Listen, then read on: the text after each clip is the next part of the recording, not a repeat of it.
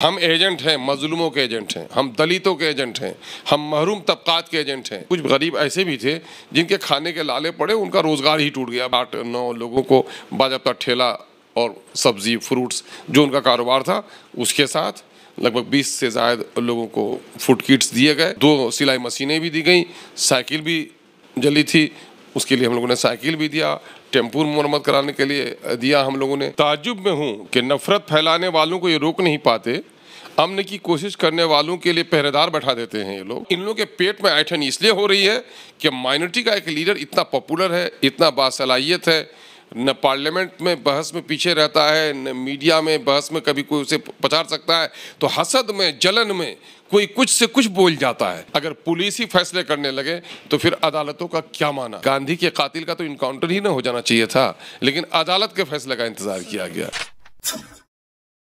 एक तस्वीर निकल कर आई थी बिहार शरीफ से रामनवमी जुलूस के बाद, जहां पर सभी दुकानें जल गई थी, ठेले जल गए थे और उसके बाद लोग बेरोजगार हो गए थे, उनके खाले के लाले पड़ गए थे। लेकिन आज एक तस्वीर निकल के आई है जो सुकून भरी तस्वीर है, जिसमें ये देखा जा रहा है कि MIM के जो प्रदेश अध्यक्ष हैं अपने पूरे टीम के लोगों के साथ पहुंचे हैं और जिनके ठेले जल गए थे उनको नए ठेला और व्यापार करने के लिए पैसे भी दिए हैं, मशीन भी दिया है जिनका दुकान जला था। तो हमारे साथ खुद हैं अख्तुल ईमान साहब की। एक तस्वीर वो आई थी जिसने पूरे बिहार को डरा दिया। आज आप लोग गए वहाँ पर, रोज़ा रहते हुए भी जा करके इन सब चीज़ों को बांटा है। आपको पहले दिन जाने से रोक दिया गया, आप गए, क्या कहिएगा? मैं तो यही ताज्जुब में हूँ कि नफरत फैलाने वालों को ये रोक नहीं पाते, अमन की कोशिश करने वालों के लिए पहरेदार बैठा देते हैं ये लोग। तो इनकी नीयत का इससे अंदाज़ा होता है। आप देखेंगे कि उन दिनों में कई लीडर गए, सिवाय मेरे किसी को नहीं रोका इन लोगों ने। मेरा कसूर क्या था कि मैंने सरकार की इस नाअहली को, वहाँ के एडमिनिस्ट्रेशन की नाकामी को मैंने एक्सपोज किया था आप लोगों के जरिए से, उसी की सज़ा मुझको दी। बहरहाल अब हालात तो और नॉर्मल हो गए हैं।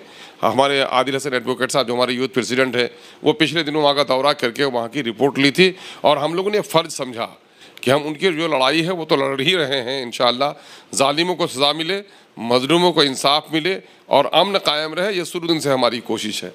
लेकिन वहाँ कुछ ऐसे भी लोग हैं जो परेशान हाल लोग हैं, जो दुकानें बर्बाद हुई, जलाई गई, तो उनकी एक बड़ी तादाद है। लेकिन कुछ गरीब ऐसे भी थे जिनके खाने के लाले पड़े, उनका रोज़गार ही टूट गया, बैठने की जगह भी नहीं थे, ठेला चला रहे थे, मशीन चला रहे थे, उसी से उनका हुआ। तो आज तकरीबन 8-9 लोगों को बाज़ाब्ता ठेला और सब्जी फ्रूट्स जो उनका कारोबार था उसके साथ लगभग 20 से ज़ायद लोगों को फूड किट्स दिए गए। महीने भर की खुराक उसमें इंशाल्लाह उनकी होगी। 2 सिलाई मशीनें भी दी गई, साइकिल भी जली थी, उसके लिए हम लोगों ने साइकिल भी दिया, टेम्पू मरम्मत कराने के लिए दिया हम लोगों ने। जहां हमने शौकत और जुनैद को दिया, वहीं नरेश को भी और गुलशन कुमार की वालदा को भी 10,000 रुपये भिजवाया। और हम लोगों ने लोगों की वहाँ पर मदद करने की थोड़ी सी कोशिश की है, और ज़रूरत पड़ी है तो इंशाल्लाह और भी कोशिश करेंगे। सत्ता पक्ष के लोग गए वहाँ पर, फोटो खिंचवाए, रिपोर्ट बना करके आए और आप लोगों पर आरोप लगा रहे थे कि आप लोग एजेंट हैं बीजेपी के, आप लोग चाहते हैं कि फंसा दो। लेकिन वो लोग गए तो सिर्फ एक फ़ोटो निकल कर सामने आया, लेकिन आप गए तो वहाँ पर मदद निकल कर सामने आया। तो अंतर तो लोग बताते हैं लेकिन काम तो इधर से दिख रहा है, क्या कहिए? मैं कह रहा हूँ MIM को जो लोग भी बीजेपी का एजेंट कहते हैं वो बेईमान हैं। वो हम एजेंट हैं, मजलूमों के एजेंट हैं, हम दलितों के एजेंट हैं, हम महरूम तबकात के एजेंट हैं, जिनके साथ इंसाफ नहीं हुआ हम उनकी आवाज़ उठा रहे हुए एजेंट हैं। और जो लोग बीजेपी के एजेंट हैं, दुनिया उसे जानती है कि बीजेपी के बिस्तर पर रात कौन गुजारता है, सुबह कौन उसके दरवाजे से निकलता है, हमें उसकी कोई परवाह नहीं है। लेकिन मामला ये है कि फ़र्ज है हमारा कि मुल्क में अमन और शांति कायम रहे, मंदिर भी, मस्जिद भी, गुरुद्वारे भी आबाद रहें। हाँ, ये हालात हमारा फरीजा था और हम लोगों से जो कुछ बन पड़ा है किए हैं और आगे भी करेंगे। सवाल ये कि हालात ऐसे पैदा कर दिए गए कि रोजे के हालात में मस्जिद के अंदर से आपके सदर ने कसम खाई कि हम किसी के एजेंट नहीं हैं। यकीनन है कि अब हमारे सदर का दिल बड़ा है, उसने एजेंट किसका, उसने कहा कि बीजेपी के एजेंट जो ये कमबख्त लोग कहते हैं उनके बारे में। रोजे के हालात में मस्जिद के अंदर से कसम खानी पड़ रही है। नहीं, अब सवाल ये पैदा होता है कि हमारे बहुत मासूम किस्म के लोग हैं, हमारे मासूम किस्म के लोगों को अंदाज़ा नहीं रहता। ये चूँकि अखबारी बयानात पर, कुछ लोगों के लगाए गए इल्ज़ामात पर यकीन करने लगते हैं, तो बहरहाल वो सफाई बहरहाल उन्होंने दी है। लेकिन मैं समझता हूँ कि उसकी पूरी ज़िंदगी इस बात की शहादत है कि चाहे NRC का मामला हो, 3 तलाक के बिल का मामला हो, बीजेपी की तमाम तर नाकामियों का मामला हो, मुसलमानों पर, दलितों पर जहाँ पर भी जुल्म हो रहा है उसके इंसाफ की आवाज़ हो, अगर कोई एक शख्स सर फहरिस्त है सबसे आगे है तो उसका नाम बैरिस्टर असदुद्दीन अवैसी है। और इन लोगों के पेट में ऐंठन इसलिए हो रही है कि माइनॉरिटी का एक लीडर इतना पॉपुलर है, इतना बासलाहियत है, न पार्लियामेंट में बहस में पीछे रहता है, न मीडिया में बहस में कभी कोई उसे पछाड़ सकता है, तो हसद में, जलन में कोई कुछ से कुछ बोल जाता है। उसकी परवाह नहीं की जानी चाहिए।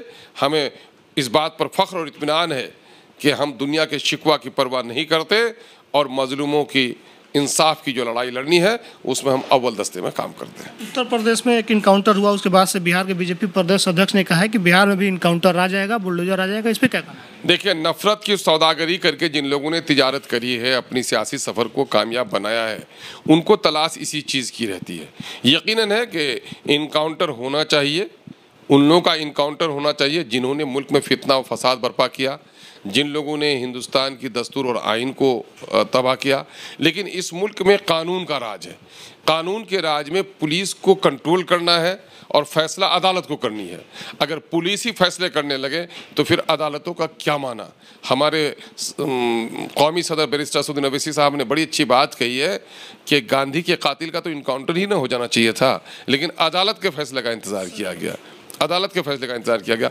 और ये बात आप पिछले दिनों में देखें कि हैदराबाद में बड़ी वाहवाही हुई थी, पुलिस के इनकाउंटर किया था कुछ लोगों का, और जब मामला सुप्रीम कोर्ट में गया तो पता ये चला कि इनकाउंटर करने वाले लोग ही असल में कसूरवार थे, कसूरवार दूसरे लोग नहीं थे। जिनको मारा गया था, उनका इनकाउंटर हुआ था, लोग कसूरवार नहीं थे, कसूरवार पुलिस के वही राइफलधारी पहरेदार ही थे। तो इसलिए इन चीज़ों का मामला, अब 2 आदमी ये कुराने में और उसके बाद भी पुलिस के काफिले को लूटने का इल्ज़ाम, हम अतीक के या उसके गुर्गों के जुल्म और ज़्यादती की मुजरिमाना अमल की वकालत कभी नहीं कर सकते। लेकिन एक ख़ास फ़िरक़े के लोग होने के नतीजे में इस तरह का जो निशाना बनाया जाता है, इस बात की हम मज़म्मत ज़रूर करते हैं। ज़ियाउर रहमान वहाँ पर मारा गया था, DSP, तो उनके लोगों का फिर काहे नहीं हुआ, उनके कातिलों का इनकाउंटर क्यों नहीं हो रहा है? तो मेरा खून बहे तो मेरे खून की कोई कीमत नहीं। हाँ, अगर किसी के खून का इल्ज़ाम हो तो मेरा खून बहाना बहुत आसान है। अंत में हम आपसे चाहेंगे कि आप उन लोगों से कुछ अपील कर दीजिए जो लोग इस दंगे में शामिल होते हैं, उसके बाद से आप लोगों के जैसे जो लोग हैं राहत कैम्प वगैरह चलाते हैं, तो लोगों से क्या मैसेज देंगे कि सांप्रदायिक चीज़ों में लोग जो शामिल होते हैं, क्या मैसेज? देखिए, मैं तो सबसे पहले वहाँ की मजलूम आबादी और हिंदू मुस्लिम भाई जो नालंदा हैं उनसे गुजारिश करूँगा कि अमन को कायम रखिए। दुनिया का कोई धर्म ऐसा नहीं है जो बदअमनी को पसंद करता हो, कत्ल और हत्या को पसंद करता हो, और इसलिए आपको शांति बनाना चाहिए। जहाँ तक दंगाइयों का है तो मैं दंगाई भाइयों से कहना चाहता हूँ कि ज़मीन का पानी उड़कर फिर बादल बनता है और फिर गिरता है, ये चक्र लगा हुआ है। अगर आज किसी का दरवाज़ा तोड़ोगे तो कल तुम्हारा दरवाज़ा कोई तोड़ेगा, आज किसी की दुकान जलाओगे कल तुम्हारी दुकानें भी जलेंगी, और अगर तुमने अमन को बर्बाद किया है तो अब भी सुधर जाओ।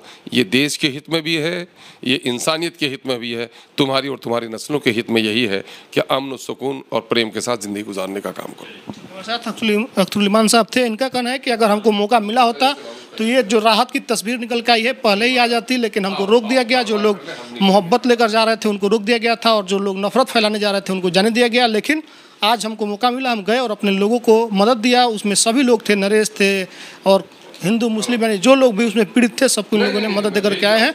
और क्या कुछ कहा आपने सुना, जो भी आपकी प्रतिक्रिया कमेंट बॉक्स में लिखिएगा, फेसबुक पे वीडियो शेयर कीजिए, यूट्यूब देख रहे चैनल को सब्सक्राइब कीजिएगा। धन्यवाद।